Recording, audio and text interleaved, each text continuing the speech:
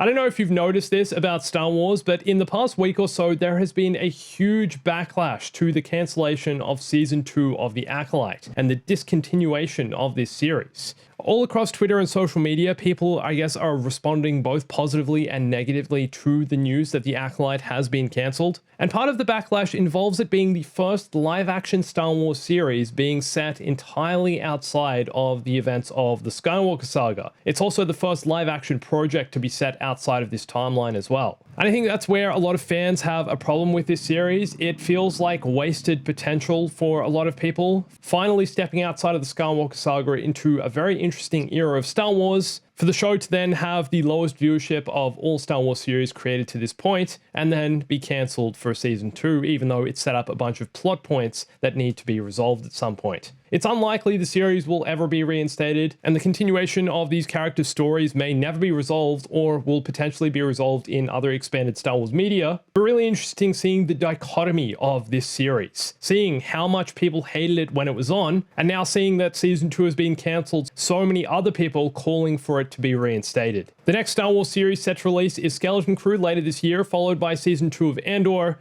and I guess we'll just have to wait and see what the future holds for the characters of The Acolyte.